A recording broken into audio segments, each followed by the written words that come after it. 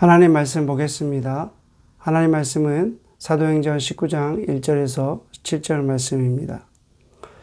아볼로가 고린도에 있을 때에 바울이 윗지방으로 다녀 에베소에 와서 어떤 제자들을 만나 이르되 너희가 믿을 때에 성령을 받았느냐? 이르되 아니라 우리는 성령이 계심도 듣지 못하였노라.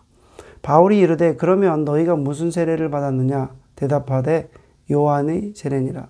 바울이 이르되 요한이 회개의 세례를 베풀며 백성에게 말하되 내 뒤에 오시는 이를 믿으라 하였으나 이는 곧 예수라 하거늘 그들이 듣고 주 예수의 이름으로 세례를 받으니 바울이 그들에게 안수하며 성령이 그들에게 임하심으로 방언도 하고 예언도 하니 모두 12사람쯤 되니라. 제가 11월 27일 한국을 떠나 캄보디아, 베트남 선교 현장을 다녀왔습니다. 그곳에서 교회를 방문하고 또 학교 그리고 선교지를 돌아보며 총 12번의 예배와 찬양을 올려드렸습니다. 캄보디아 메콩 강변에서 또 하나님께 찬양을 올려드릴 때는 참 감동적이었습니다. 불교의 나라 그런 현장에서 또 공산 정권의 그 현장에서 또 복음의 필요한 현장에서 하나님의 이름을 높이 올려드렸습니다. 현장에 가야 답이 있다라는 그런 말이 있듯이 선교 현장을 다니면서 많은 것을 보고 느끼고 또 듣게 되었습니다. 현장에 가야만 나의 믿음이 증명이 됩니다. 골방의 믿음이 진짜인지 가짜인지 확인하기 위해서는 현장으로 가야만 합니다. 오늘 본문 말씀에는 바울의 제3차 전도 여행 중에 가장 중요한 사건이 나옵니다. 바울의 3차 전도 여행 기간은 총 6년 정도에 걸쳐서 이루어집니다. 바울의 3차 전도 여행의 핵심은 그가 3년 동안 머물렀던 에베소 사역 관련 기사입니다. 바울은 2차 전도 여행을 마치고 귀환할 때 당시 배가 정박한 틈을 이용해 복음을 전한 바 있습니다. 그러나 당시 바울이 에베소에 머물렀던 시간은 아주 짧습니다. 하지만 그곳에서 제자로 불리는 그런 사람들이 있었다는 거예요. 그들은 요한의 세례만 알았고 성령 세례에 대해서는 알지 못하던 그런 제자들이었습니다. 그들은 복음을 들어서 믿기는 했지만 성령님을 받지 못한 자들이었습니다. 이에 바울은 그들에게 복음을 가르칩니다. 그리고 세례를 받게 합니다. 예수가 누구인지를 가르치고 그리고 세례를 받게 해요. 그럴 때 제자들에게 하나님의 성령님이 임하시는 놀라운 역사가 일어나게 됩니다. 오늘 말씀을 구체적으로 한번 살펴보겠습니다. 우리의 믿음이 진짜인지 가짜인지 알기 위해서는 현장으로 가야 된다. 그래 현장으로 가야만 나의 믿음이 증명이 된다는 거예요. 바울이 에베소에서 12명의 제자들을 만났습니다. 이 제자들은 예수님에 대한 그 예수님의 세례를 알지 못하는 자들이었어요. 이들은 아직까지 성령 세례가 무엇인지 알지 못했습니다. 이 제자들은 누구일까요? 학자들의 몇 가지 견해가 있습니다. 이들은 팔레스틴에서 흘러들어온 세례 요한의 제자들일 것이다 라는 의견이 있고요. 또 다른 의견은 에베소에 거하는 성도들로서 이미 아볼로에게 성경을 배운 사람들이다. 그리고 이들은 성령님에 대해서 존재를 알지 못했던 제자들이다. 이런 의견이 있습니다. 아무튼 이들은 요한의 세례는 알고 성령 세례에 대해서 몰랐던 자들입니다. 바울은 이들에게 물어봅니다. 2절 말씀해 보니까 이르되 너희가 믿을 때에 성령을 받았느냐? 이르되 아니라 우리는 성령이 계심도 듣지 못하였노라. 바울은 왜 에베소에 있는 제자들에게 갑자기 이런 질문을 했을까요? 그것은 제자들에게 있어서 성령님께서 내주하시는 흔적을 발견하지 못했기 때문에 그렇습니다. 너희가 성령을 받았으면 왜 너희의 모습 속에 성령님께서 내주하시는 모습이 없느냐? 이런 반문의 의미가 있습니다. 세례 요한의 제자들이라면 그들은 왜 성령 세례를 알지 못했습니까? 그들이 아직 성령 세례를 받지 못한 것은 오직 온전한 그리스도인이 아니라는 증거입니다. 에베소에 있는 12명의 제자들은 바울의 가르침을 받았습니다. 그리고 안수를 통해서 확실한 믿음과 성령님의 내주하심을 경험하게 되었습니다. 저는 지난 6주 동안 캄보디아와 베트남에 다녀왔습니다. 선교 현장을 다니면서 제가 느끼는 게 있어요. 그것은 이론과 실제가 참 많이 다르다라는 것을 느꼈어요. 그리고 한국 교회에서 말하는 선교와 선교 현장에서 일어나는 일들이 참 많이 다르다. 차이가 있다라는 것을 발견했습니다.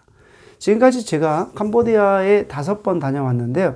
그동안에는 짧게 다녀왔지만 이번이 조금 더 길었습니다. 여러 곳을 방문하고 또 선교사님들을 만나고 또 여러 가지 선교 현장의 이야기를 들었습니다. 또 그리고 제 눈으로 확인했습니다.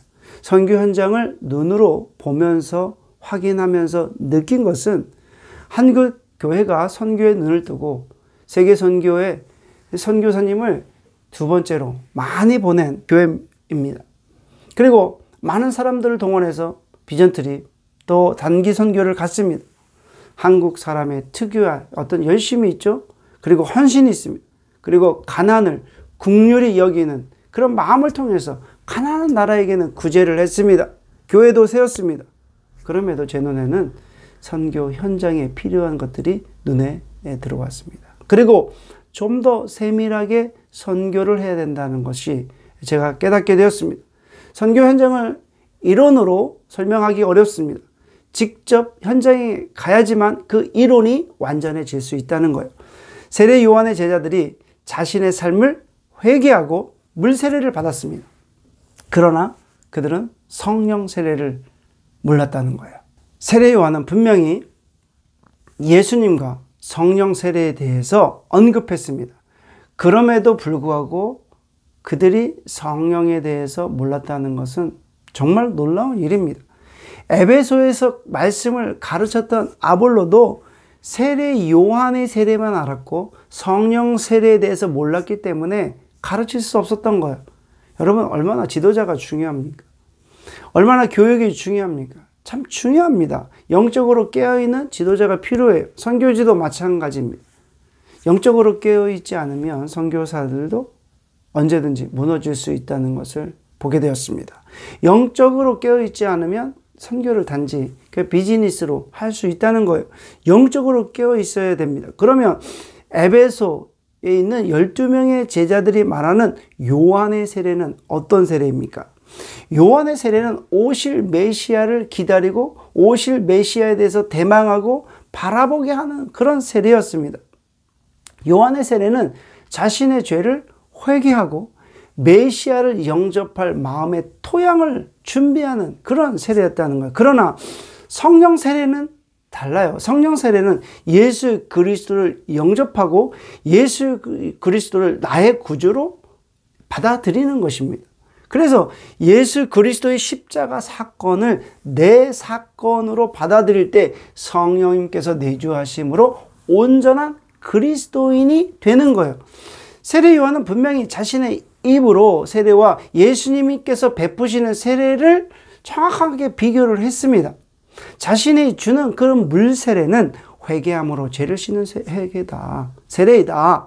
예수님의 세례는 성령과 불로 베푸시는 구원의 세례임을 분명히 세례 요한은 밝혔습니다. 예수님께서 베푸시는 세례는 십자가에 달리신 예수 그리스도를 내 마음에 영접하고 성령님의 역사가 일어나는 완성된 세례임을 밝혔다는 거예요. 성령 세례를 받은 사람은 어떻습니까? 성령 세례를 받은 사람은 사단의 지배 아래 있던 옛사람이 죽게 돼요. 옛사람이 죽게 되면 그리스도와 연합함으로 새 사람으로 거듭나게 됩니다. 성령 세례를 받아 새 사람으로 거듭나게 되면 구원받은 성도가 되는 거죠. 그러나 안타깝게도 요한의 세례를 받은 사람들은 약속된 메시아를 기다리는 회개의 세례였다는 거예요. 십자가에 달리신 예수 그리스도와 연합이 되어야 되는데 성령 세례가 어떻게 임하는지 몰랐다는 거예요. 한국 교회도 성령 세례를 모르는 사람들이 참 많습니다. 그저 주일에 교회만 가면 내가 구원받았다라고 생각하는 사람들이 너무 많다는 거예요. 바울은 에베소 제자들에게 복음을 구체적으로 설명합니다. 5절 말씀해 보니까 그들이 듣고 주 예수의 이름으로 세례를 받으니 에베소 12명의 제자들은 바울의 설명을 들었어요. 그리고 바울은 성령 세례가 그리스도의 십자가 사건과 연합되는 세례임을 가르쳤습니다. 에베소 제자들은 주님의 이름으로 세례를 받은 거예요. 그리고 그들이 세례를 받을 때 놀라운 일들이 일어납니다. 6절 말씀입니다. 바울이 그들에게 안수함에 성령이 그들에게 임하심으로 방언도 하고 예언도 하니.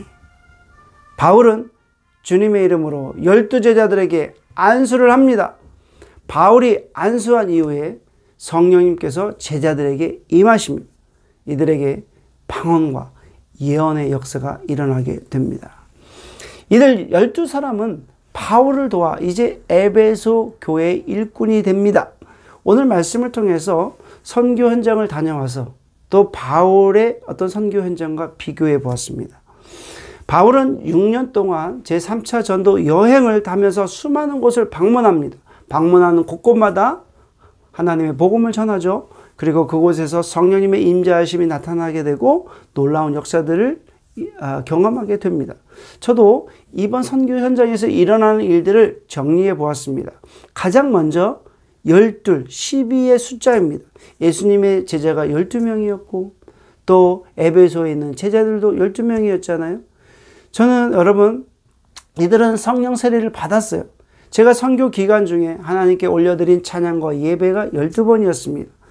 그런데요, 12번이 모두 성령 하나님의 놀라운 역사가 일어났다는 거예요. 찬양을 하며 하나님께 기도할 때 성령님께서 임하셨고요. 또 선교사님 가정을 위로하고 주님의 이름으로 축복할 때 성령님께서 선교사님 가정을 위로해 주셨습니다. 하나님께서 예배와 찬양을 받으시고 성령님을 보내주셨습니다. 찬양 가운데 회복이 일어났어요. 헌신자가 생겼습니다.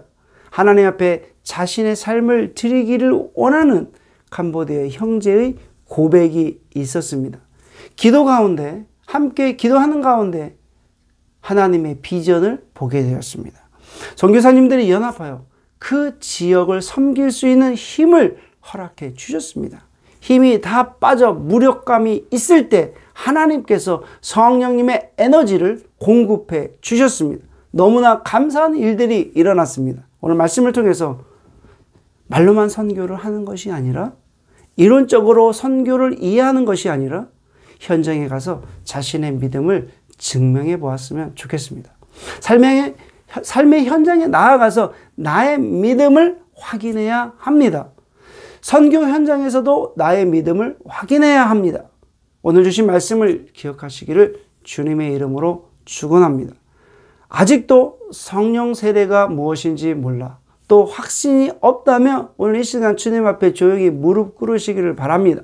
그리고 성령님을 요청하시기를 바랍니다. 그러면 성령님께서 여러분 각 개개인에게 내주하여 주셔서 생명과 평안으로 다가오실 것입니다. 오늘 말씀을 듣는 모든 분들이 성령 세례를 받고 성령 충만하시기를 주님의 이름으로 축원해 올립니다. 그래서 선교지를 품고 선교 현장을 다니며 하나님의 인도하심을 경험하시기를 주의 이름으로 축원해 올립니다. 기도하시겠습니다. 하나님 아버지 감사합니다. 오늘도 사도행전 19장에 있는 말씀을 통해서 성령 하나님의 역사, 놀라운 역사하심을 저희들 말씀을 통해서 들었습니다. 깨닫게 되었습니다. 우리의 삶의 현장에 나가서 우리의 믿음을 확인하기를 원합니다. 또 선교 현장을 다니며 하나님께서 어떻게 일하시는지 확인할 수 있도록 우리에게 믿음을 허락하여 주시옵소서. 오늘도 선교 현장을 다녀와서 하나님께 주신 은혜의 말씀을 함께 나눴습니다. 수많은 일들을 허락하신 그 주님의 은혜를 기억하게 하시고 날마다 주님을 위해서 살아가는 우리들이 삶이 될 수 있도록 주님께서 축복해 주옵소서. 예수님의 이름으로 기도드립니다. 아멘.